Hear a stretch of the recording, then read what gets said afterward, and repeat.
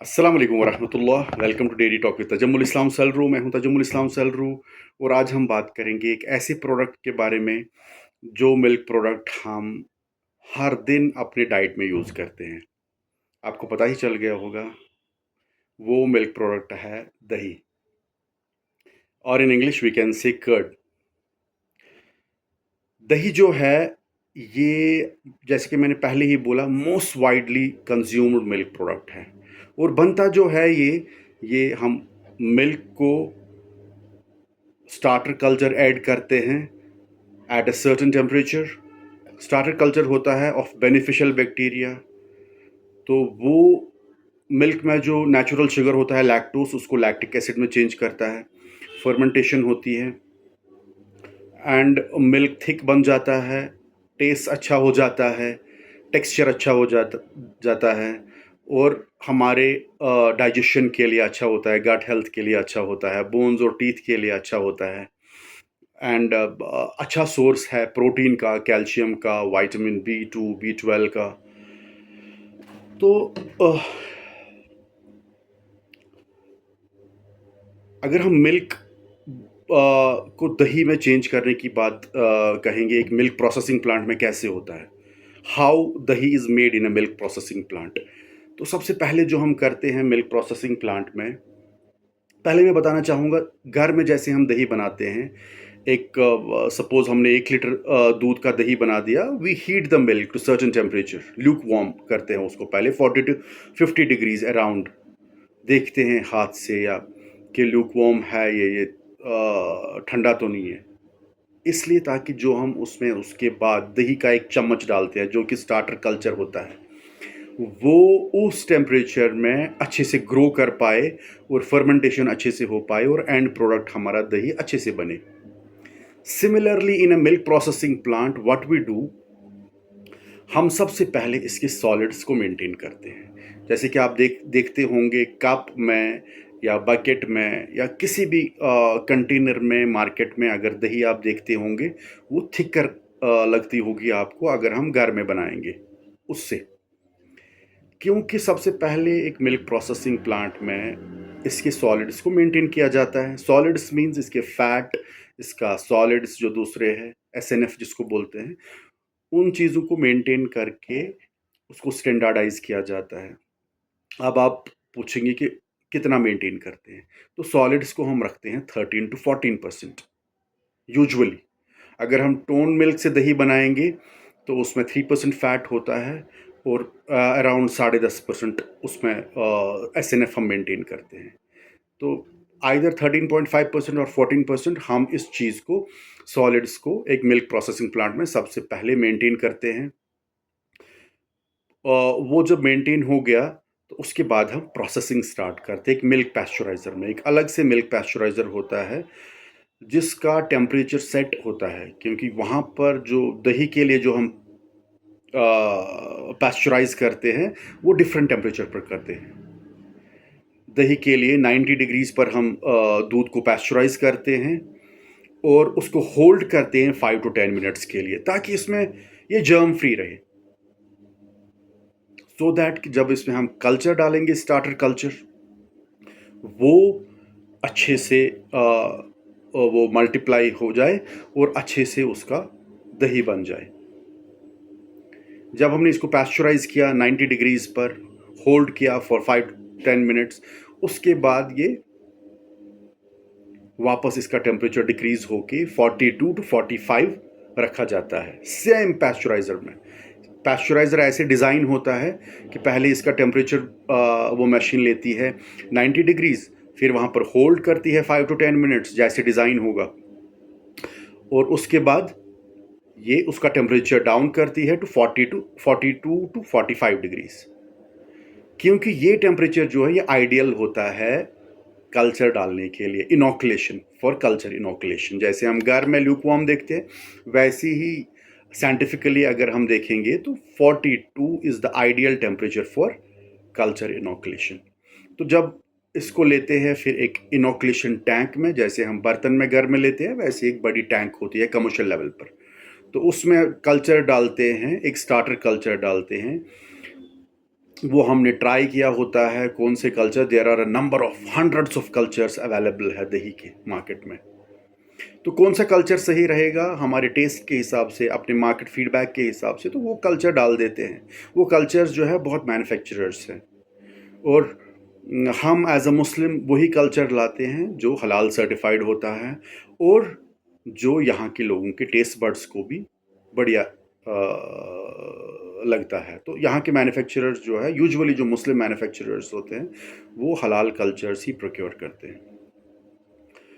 उसके बाद जो है स्टार्टर कल्चर डाल के उस 42 डिग्रीज पर इनोकुलेशन टैंक में स्टार्टर कल्चर डाल के ये एक मशीन में चला जाता है, पैकेजिंग मशीन में।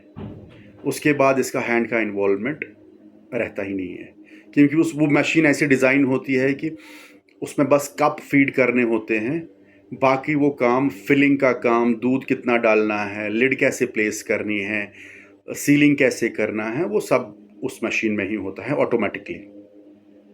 उसके बाद वो इंक्यूबेशन में चला जाता है। ये 42 डिग्रीज तब तक मेंटेन रखना है जब तक ये हमारा अच्छी तरह से फर्मेंटेशन ना हो।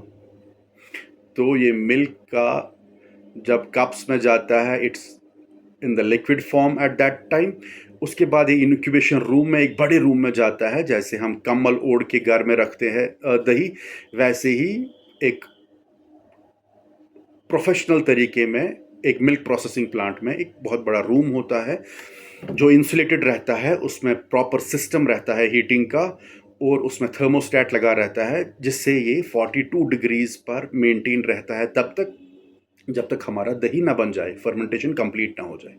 जब फर्मेंटेशन कंप्लीट होती है, और मैं बताना चाहूँगा कि इसमें 4 to 6 आवर्स लग सकते हैं, depending on the culture, depending on the conditions. तो यूजुअली 4-5 घंटे के बाद जब ये निकल जाता है, साइंटिफिकली देखा जाता है इसका पीएच और इसकी बाकी थिकनेस, इसका स्टिफनेस, बाकी चीज़ें, उसके बाद ही इमीडिएटली कोल्ड स्टोर में जाता है विद इन नो टाइम। क्योंकि वहाँ पर जब हमारा दही फर्मेंट होके बना, अच्छे से स्टिफ बन गया, प्रॉपर पीएच आ गया, तो उसका इमीडिएटली वो टेम्परेचर रुकना चाहिए, अब गिरना चाहिए। ये 1 घंटे में 17 डिग्रीज वापस आना चाहिए, 42 to 17 डिग्रीज 1 घंटे में आना चाहिए वापस, और नेक्स्ट आवर में ये 6 डिग्रीज आना चाहिए। तो ये सारा प्रोसेस जो है रुकना चाहिए, नहीं तो उसमें पानी आ जाएगा। अगर ये कंटिन्यूअसली फर्मेंटेशन होती रही तो उसमें पानी आ जाएगा।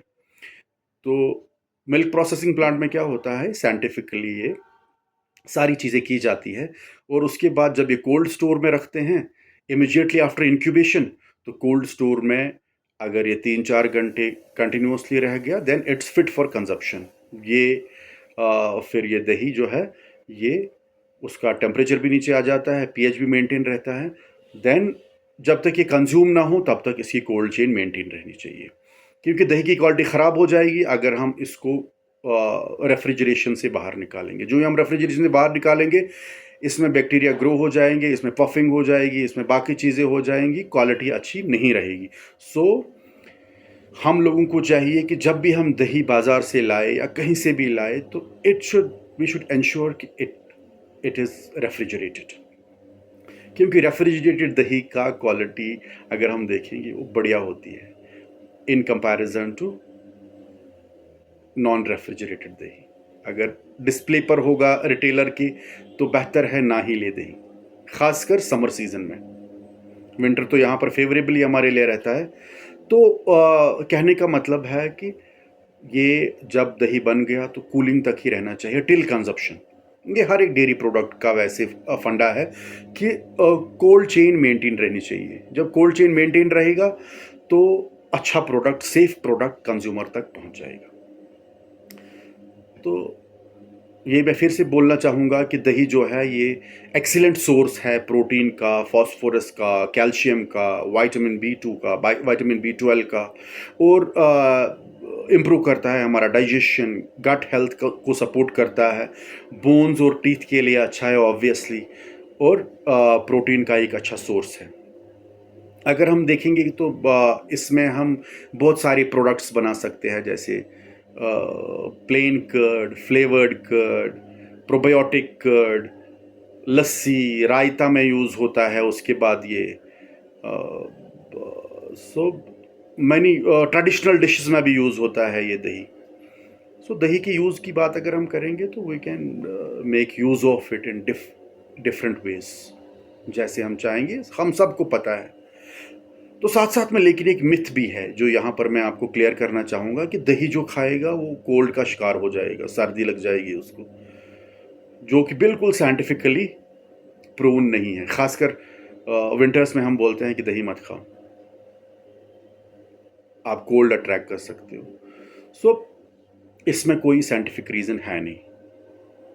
तो यहाँ पर मैं थोड़ा सा एक चीज़ आपको यहाँ पर और एक बताना चाहूँगा कि एक फास्ट ग्रोइंग जो है एक डेयरी प्रोडक्ट सिमिलर टू दही, वो है योगर्ट मार्केट में। और बहुत सारे लोग डिफ्रेंशिएट नहीं कर पाते हैं कि इस योगर्ट और दही में क्या फ़र्क है। देखिए, ये सिर्फ स्टार्टर कल्चर का फ़र्क रहता है। ये जो योगर्ट है ये थोड़ा सा स्मूथ टेक्सचर इसका होता है, इसका एक माउथ फील अलग होता है, but it's all the difference of the starter culture. ठीक है, ये मैं यहाँ पर बताना चाहूँगा कि स्टार्टर कल्चर का डिफरेंस है। अदरवाइज कर्ड और योगर्ट में सिर्फ एक डिफरेंस है, वो है स्टार्टर कल्चर का, जिससे इसका टेस्ट भी अलग हो जाता है और टेक्सचर भी अलग हो जाता है। लेकिन ये फास्ट ग्रोइंग प्रोडक्ट है, मार्केट में अवेलेबल है प्लेन योगर्ट की सूरत में, फ्रूट योगर्ट की सूरत में, फ्लेवर्ड योगर्ट की सूरत में, ग्रीक योगर्ट की शेप में हम इसको देखते हैं डिपार्टमेंटल स्टोर्स में, probiotic yoghurt, low fat yoghurt, ऐसी चीज़ें हम मार्केट में देखते हैं। लेकिन आप कंफ्यूज ना हो, ये कल्चर का ही दूसरा टाइप है और सिमिलर इसकी भी लेकिन प्रॉपर्टीज़ है। ये भी डाइजेशन को इम्प्रूव करता है, ये भी सपोर्ट करता है गट हेल्थ को, ये भी न्यूट्रिशियस है, ये भी कैल्शियम का और प्रोटीन का एक अच्छा सोर्स है। बस ये एक टेस्ट वाइज और माउथ फील के हिसाब से शायद ये अच्छा ज़्यादा है। तो ये चीज़ मैं यहाँ पर आपको ऐड करना ज़रूरी मैंने समझा कि दही और योगर्ट को थोड़ा सा मैं आपको ये डिफरेंस बता दूं। उम्मीद करता हूँ कि ये जो आज मिल्क प्रोडक्ट के बारे में हमने बात की आपको अच्छा लगा होगा। लाइक, शेयर और सब्सक्राइब करना भूलिएगा नहीं, और अगले एपिसोड में फिर से मिलेंगे। तब तक के लिए अल्लाह हाफिज़।